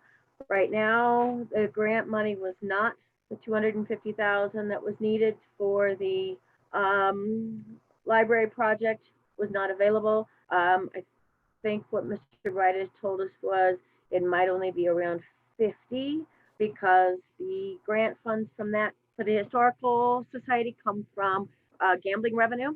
So there was hardly anything available, and that the, what was it? It was the refuse was finally in a good position. We were talking definitely about how to continue on with the prospect of getting residents the sticker for the placard for their vehicles, so that way that we could know the difference. And we are still having an issue with camp trash, so that does need to be addressed. as a future consideration for the budget, possibly additional cans for camp trash. And then grants, we were all good on. Water grants kind of balances out, comes and goes in and out of the budget. All of the savings that we have had massively so far have been from Public Works, and that's 2 more positions that are going to need to be filled for this upcoming winter. And we should have already been expecting that because we had Adam Curtis leave and Roy Perino retire. So those will be positions that need to be filled either part-time or full-time for the winter, especially with snow hauling. That always has to happen. And the adjusted balance sheet was actually not bad. I don't believe I remember the exact total. Do you, Austin? Was it 14 or 16%? Somewhere in that range. I don't know if you can remember on what we are down so far. The numbers were $211,000 in tax revenue collected for July, which was completely unexpected. I mean, I was absolutely floored by that. So was Mr. Ryder in our meeting, but that puts us in a very good position. We are, the other thing was the consideration of what necessary repairs for town hall, money needing to be put into that to make sure that the steps get fixed. And then the steps at the visitor center had to be fixed. So those were a few little more outlays of money that we weren't quite expecting, but we had enough in the budget to cover it because they've cut out every other expense. So we need to give a big shout out to Mr. Seitz for saving the biggest amount of money possible in this budget this year. He's done a tremendous job holding down with very little crew, just like Bruce has done for years. But we do need to fill those positions. And you already covered the potential additional admin position, Trustee Lashley. So I think that was some of the bigger ones that we really went over that were big savings and putting us into a good position. Thank you.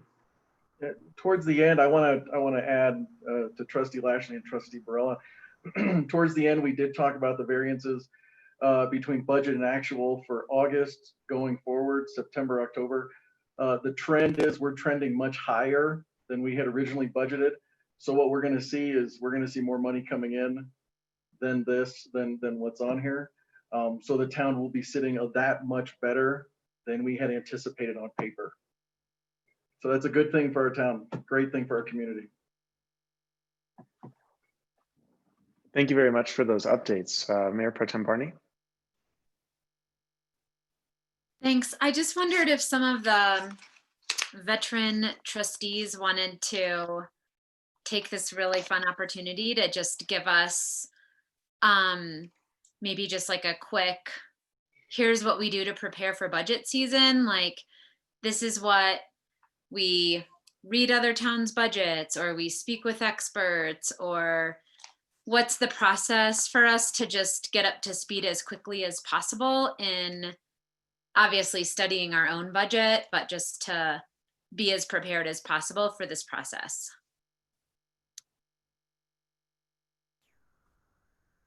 Trustee Lashley. Yeah, so typically around this time of year, we're getting some year-to-date financials as far as where we're at, considering kind of how we planned last year and where we hit the mark and where we missed it. Obviously, this year is a hard one. Usually we have a few years. Sometimes it's been 3, sometimes it's been 5 years to look over to kind of compare financials. But I wouldn't say that we necessarily go outside of our own budgeting process usually. We try to get as much information as we can from our shared service agreement partners, which we've been seeing in the last 2 weeks, and try to get as many kind of budget requests for the season up as quickly as possible, so we have the best information to go off of as far as that's concerned. then yeah, we sit down and I would say kind of the first time we go over it pretty much line by line. The second time we go over it, we kind of spend a little bit more time on maybe the more complex issues and specific questions. And then by the third time, it's just usually it should be at least a couple questions that are kind of more specific that we have questions with or tweaking. And then if we have to go through it a fourth or fifth time, then usually we've hopefully at that point not been diving into issues that we should be discussing kind of on meeting 2 or 3. Trustee Barella? Yeah, so it's the administrator's responsibility to have all the department heads fix a budget, and all the department heads fix a budget, and then they submit it to the administrator, and then the administrator works that into the official budget, which is then given to us for the first consideration. So what we're looking at right now is the projections and the finished projections for year end for the 2020 budget, and then that translates over into the 2021. You've always got to have your fund account balances go in, and they need to match your beginning. And the audit just got finished. So to the best of my knowledge, everything so far, Mr. Ryder had told us that looked sterling when the auditor came in. So we should be expecting to have what you see in front of you as the potential budget moving forward. So that means the other department heads have already come up and figured out what their budgets need to be for the year going forward. And we probably do want to look at always increasing just a little bit every year on our utilities, because they always go up. It's just all of us as people in general should do this in our own personal budgets as well. So that's always a small consideration, is a little bit going in there. And then whatever the cost of insurance is changing. I know we've looked at other insurances before, but I don't think anything else has ever come in quite as good as what we already use. So I don't know if that's a consideration right now, once again, to go shop for new insurance. With the CIRSA in here, you can see what's going to be billed through that already. And then, so that's for the workers' comp and so on. So some of this is already in your packet for what you have to consider going forward with the CIRSA.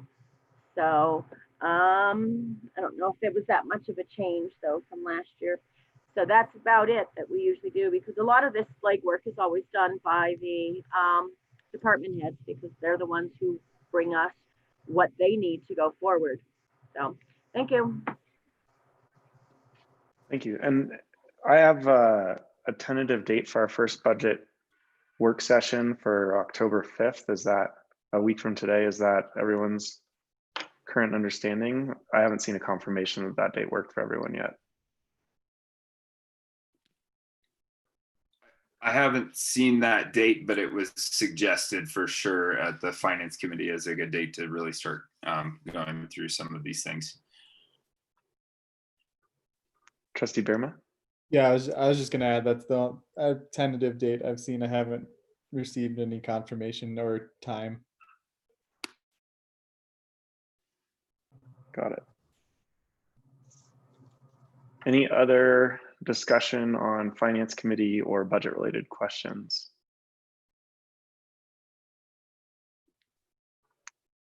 Trustee Lashley? Yeah, just some of the things that are a little bit more difficult to work into the finances, and I hope we can kind of create a list and go through these, are things like some of the administration fees that we charge underneath certain different accounts that kind of come to pay a lot of the staff salaries. That's a big item that's a little bit more convoluted to grasp. The different types of funds that we use. So we have like the general fund, but we have certain other things that are called enterprise funds. And just kind of understanding how those play into the budget, because it's, you know, when you look through the line items of you know, this is what we earn and this is what we spend, that stuff is really not too difficult to grasp. But there's a couple of these things that kind of switch between funds that are a little bit harder to grasp, and usually that comes by time time like 2 and 3 of going through these budgetary meetings. Thank you. Trustee Barella? Yeah, you're right, Trustee Lashley. Understanding how the enterprise funds work, what you can touch, what you can't touch, as far as where these funds are allowed to come from. And that MOLIS is not an enterprise fund, even though we've been told it is. That one's always confusing. MOLIS is sitting very pretty, and if we do have to supplement anything into our budget for 2020 or beginning of 2021, MOLIS is very flush. So I'm still confused, even after all this time period, whether or not it is or isn't an enterprise fund. So that one is always the biggest question, because apparently it was and then it wasn't. And then it was and then it wasn't, or vice versa. Anyway, obviously I'm joking there, because we really, it's a gray area, but it is very flush. So yeah, and yep, I think Austin covered the rest. Thank you. Thank you. Thank you.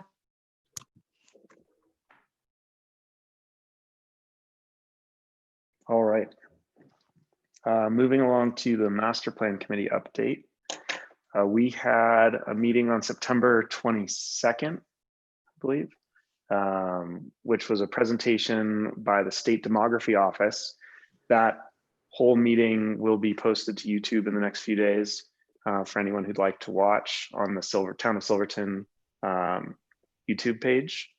And I'll talk briefly about that, but we also have a meeting coming up tomorrow at 6 p.m. that's also open to all community members, and an invite just went out from Planner Adair to the Planning Commission, the town staff, this entire trustee board, the county staff, and elected officials. And the purpose of tomorrow's meeting is to have a comprehensive plan 101 training, and a comprehensive plan is what DOLA calls a master plan. Andy Hill, who's the director of community development with DOLA, is going to be providing that presentation and talking about what the process entails, tailoring it specifically to the fact that we have a 2010 town-county joint master plan, parts of which are in really great shape and parts of which need some attention, and setting expectations with respect to timing and cost and process. And I had a brief conversation with Ms. Hill today, and I think it's going to be a pretty helpful and interesting presentation. So I recommend anybody that's available at 6 p.m. tomorrow to join that meeting. With respect to the state demography presentation, there were some pretty interesting takeaways that were more statewide than specific to Silverton, such as projections that our state's growth is tapering and may start going the other direction in the relative near future. We've been hearing so much about this mass immigration into Colorado, and at least the state data looks like that trend is slowing. It may even flatten out. There were also some interesting stats around the primary people that we've been attracting to Silverton in the recent past, are the kind of like 30 somethings and 40 somethings. And the demography office noted that that was a lot healthier than the cities and towns that attract the 20 somethings. And they used Breckenridge as an example, because the 20 somethings are super transient and come for a few years and then usually can't afford to stay, or life changes occur and they go elsewhere. And so by attracting these 30 and 40 somethings, we're actually attracting long-term community members, which is a pretty healthy thing for us to be doing from their perspective. They had some interesting historical data too. I also recommend that everybody watch this YouTube presentation once that goes live. They had some cool numbers for what our population was historically, and you could see the trends tied to key events of when our population grew and when it diminished, or the redrawing of the county line, which significantly shrunk Silverton's census population. So cool presentation. I think it's interesting data to have in the back of our minds as we're looking at all these other town projects. Trustee Brella. Yeah, since I was only able to call in on the phone on that one, because I was working, I actually asked Mr. Ryder to get that. So if anybody would like a copy, I do actually have it.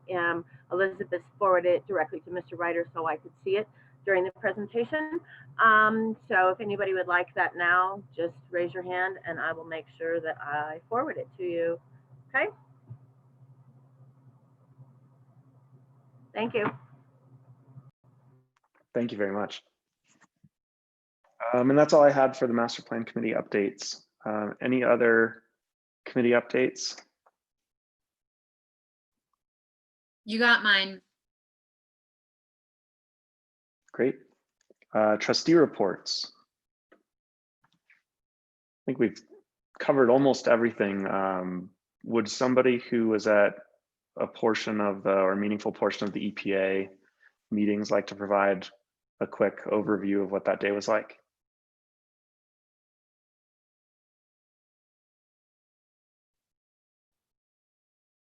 Trustee Lashley.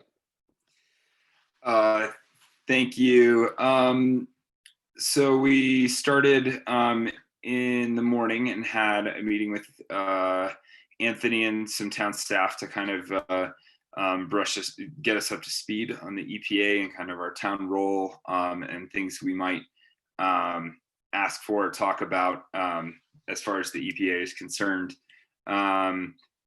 Most of that revolved around discussions of the few asks that we had kind of had of the town was for the EPA to try and have contractors spend as much kind of time and money in Silverton as possible. So that means kind of food and lodging. That means hiring local contractors, and that means being open to listen to ideas as this process goes along here.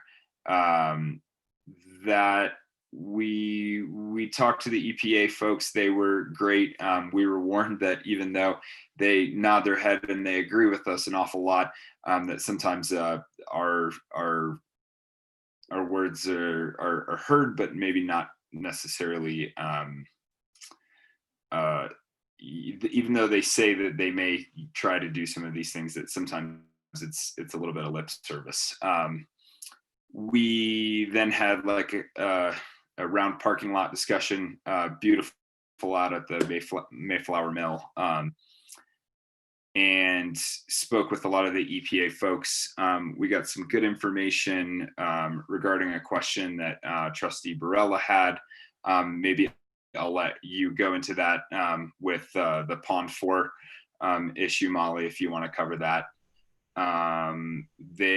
We talked a little bit about Brownsfield's money, and then we talked a little bit just about the health of our community and just what can the EPA do to let people know that even though this is a super fun site that is not part of Silverton, that they are not trying to come after people or adversely affect property values in a negative way.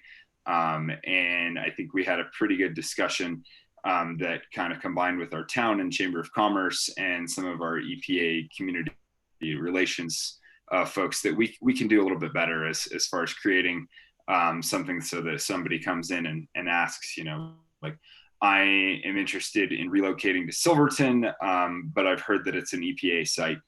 What can you tell me about it? That we kind of have some standardized information, say like, have no fear, that we can try and give some better information, some contacts and some other information as far as that goes in our community.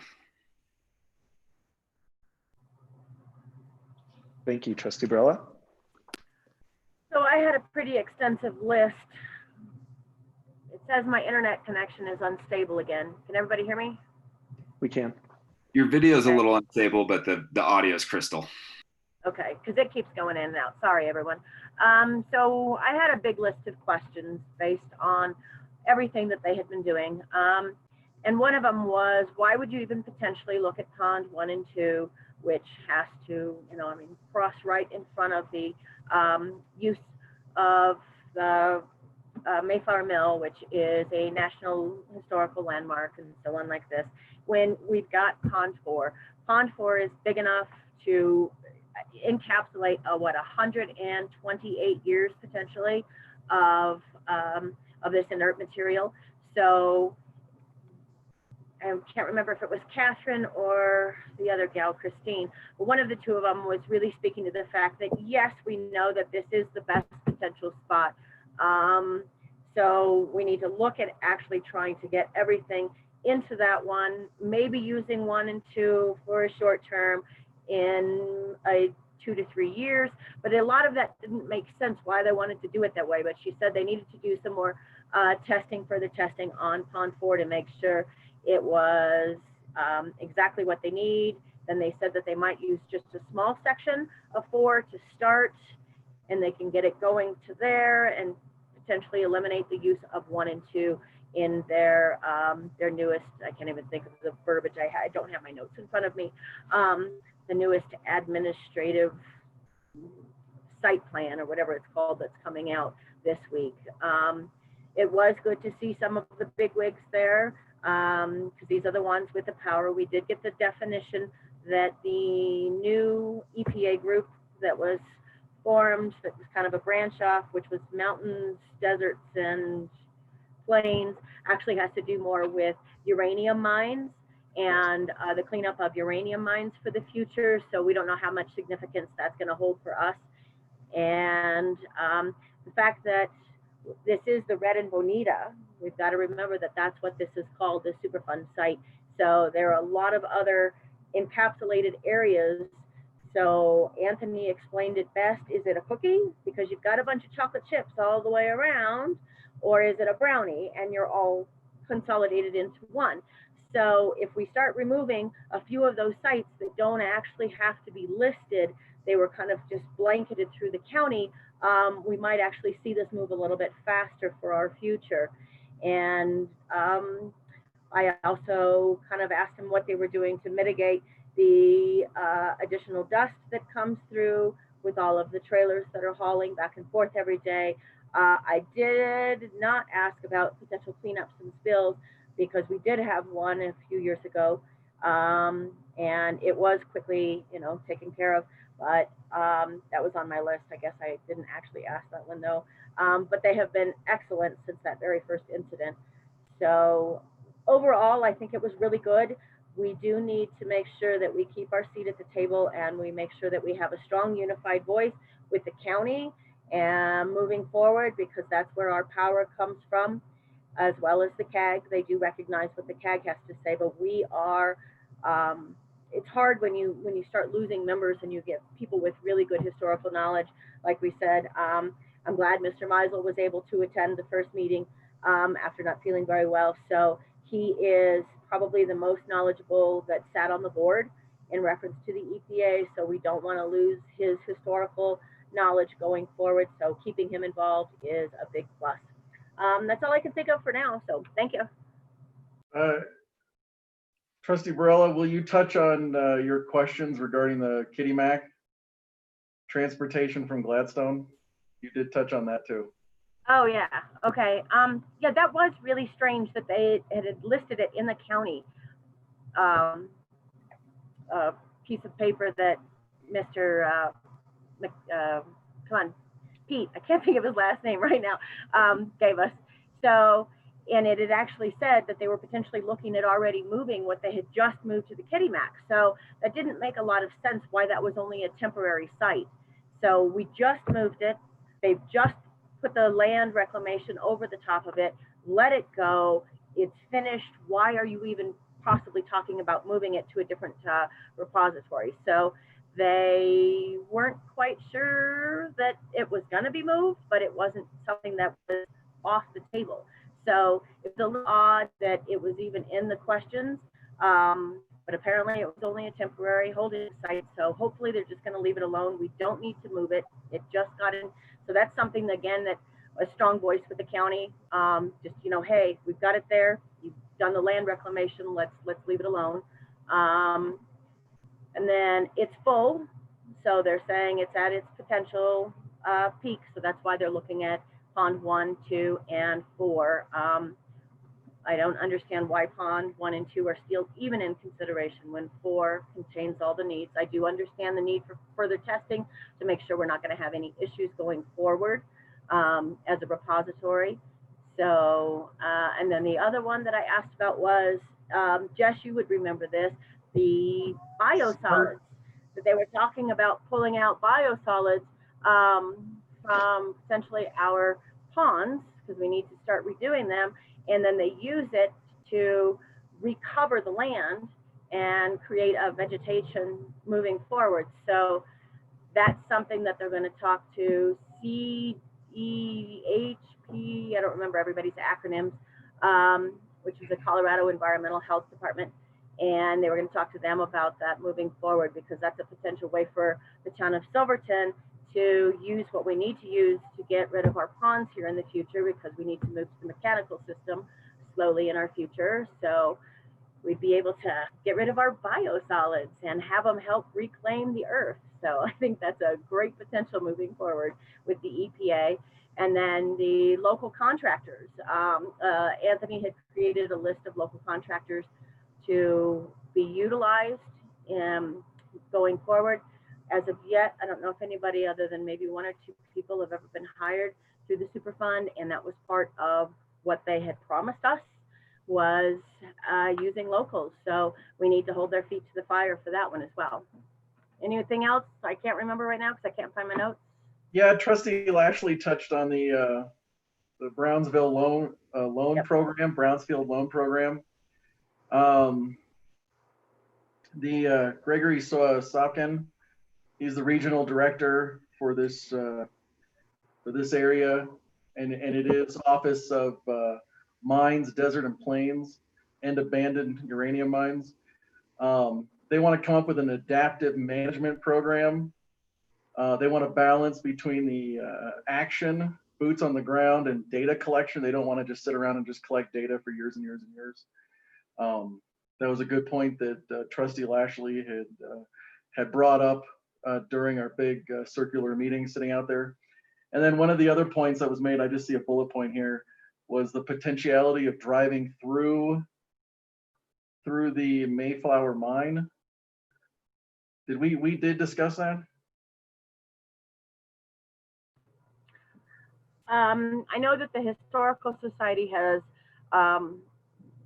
created a letter that they did not want it to go forward that direction when they were deeded the land, because it's a landmark and they have to file a 106. I've read the letter in order for them to cross the land and to utilize it in a different way than it was intended when it was granted to them. So that's a whole different can of worms. And that's why Pond 1 and Pond 2 are kind of in that wishy-washy state, because you're going to have to do additional paperwork to even create the right access, I guess is what you call it, with the Historical Society, because the Historical Society did not grant permission as of now with that letter that went out to the EPA. So we need to make sure that the Mayflower is protected as well, because that's a heck of a site that we have there, one of only a few left in the state of Colorado.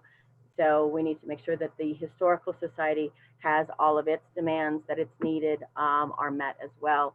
And I believe Scott Fetch was the one who was supposed to be addressing that with the EPA on behalf of the Historical Society. So thank you.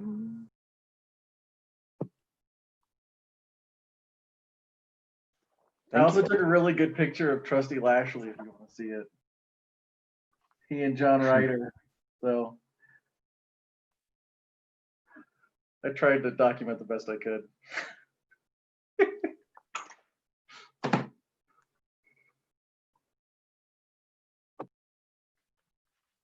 Thank you all. Any more on the trustee reports?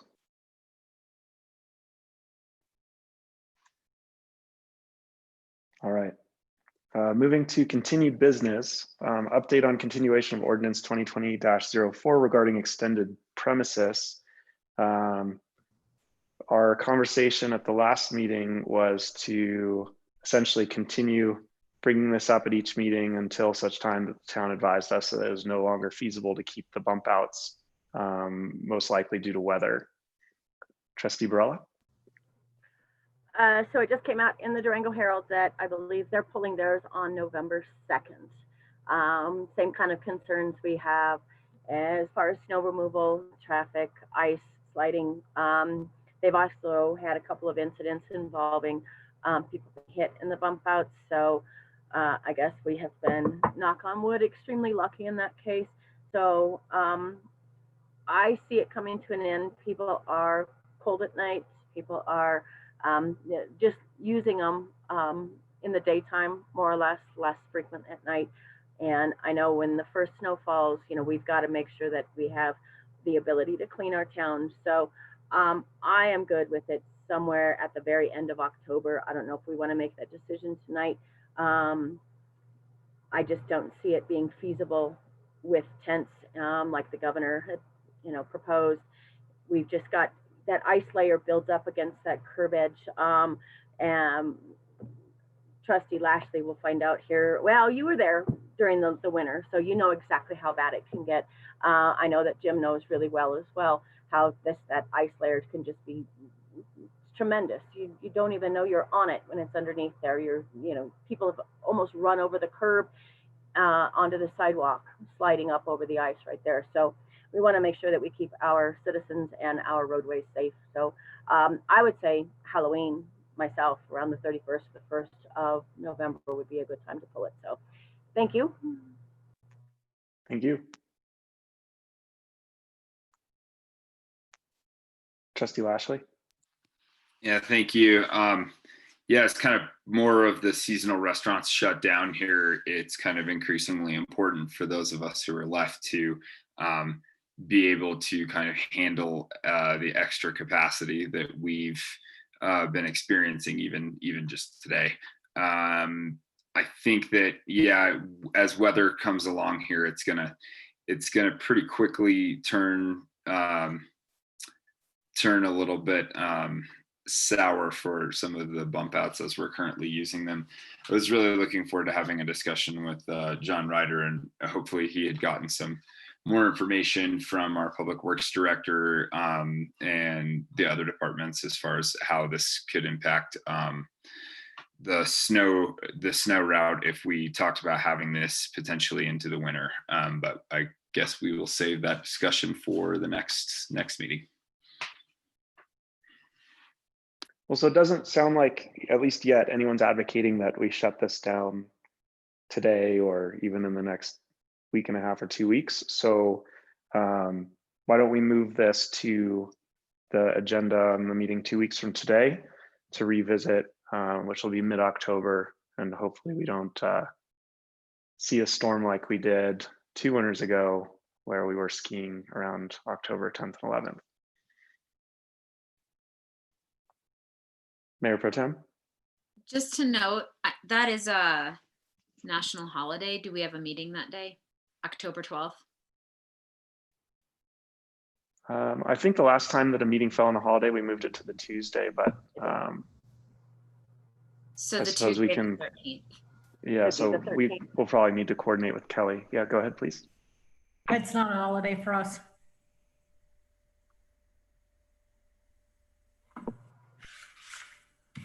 So the 12th sounds like we will still have our meeting. Any objections to moving this to the agenda at the next meeting? Should we stipulate that if we do see some, you know, winter storm warning or some unseasonably cold and wet weather, we provide the town with authority to modify the bump outs as needed?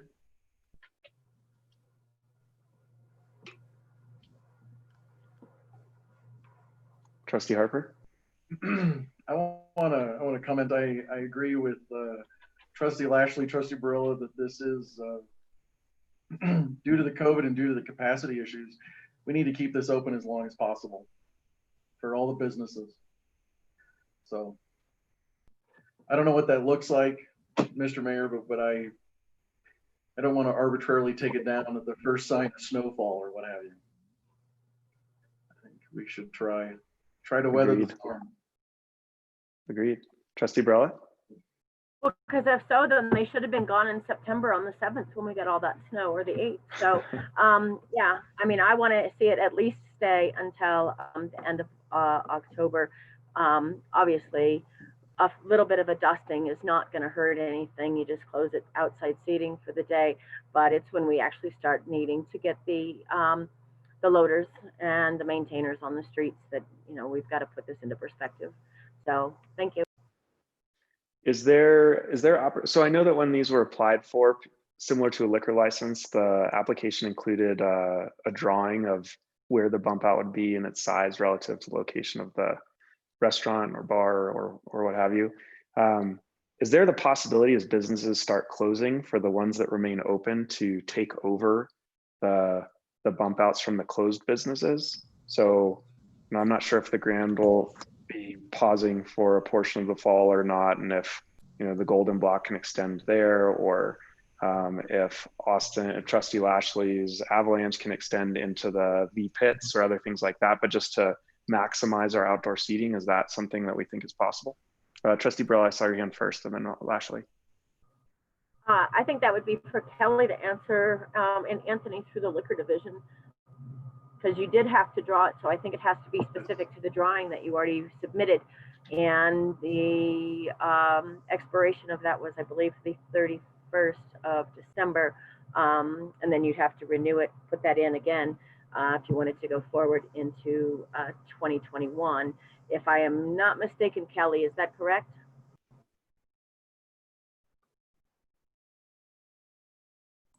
I'm looking here, I was trying to see if I could find that.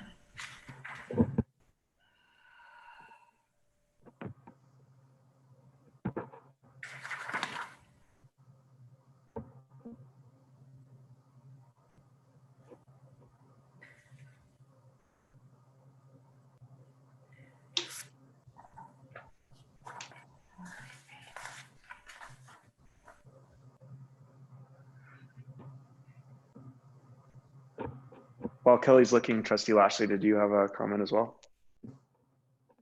Yeah, just that to echo what Trustee Barella said, we would need to redraw some boundaries, and B, that there would need to be some modification of the ordinance that we passed. But yeah, I think maybe that discussion is best held with Administrator Ryder. Okay, Kelly, I'm not sure that you need to find it at this moment. It could be something that gets revisited, since it doesn't sound like we're taking any action at this moment.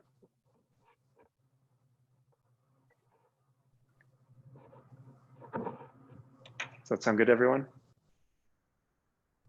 Great. All right, so moving on to new business, consideration to approve CIRSA renewals for property casualty and workers' comp insurance. We don't have Administrator Ryder here to present, but I did see in the letter that the application must be submitted by October 1st. So we only have a couple days. And so we would need to approve this tonight in order for that application to be able to go in. I'm gonna assume that because the letter and application were included, that the recommendation was gonna be that we were to approve this. So I would entertain a motion to approve the CIRSA renewals for property casualty and workers' comp insurance, subject to confirmation from Administrator Ryder that that was his, in fact, his recommendation. So moved. Second. Kelly, roll call, please. Or sorry, any discussion, trustees? All right, Kelly, roll call, please. Trustee Barella, Yes. Trustee Harper, Yes. Trustee Weigert, Yes. Trustee Bierma, Yes. Trustee Lashley, Yes. Mayor Pro Tem Barney, Yes. Mayor Furman. Yes. All right, moving to our nearly end of meeting public comment. For our attendees here on Zoom, if anyone would like to speak, please click the raise hand button at the bottom of your screen, and we will promote you to speak.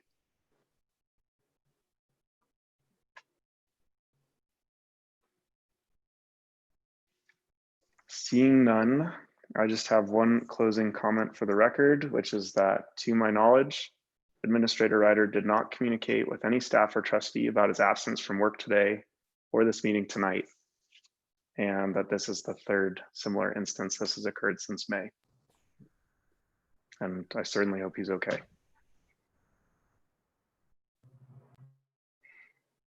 If there's nothing else, I will adjourn this meeting and wish everyone a good night. Thank you for a productive evening. Good night, everyone. Bye, everybody.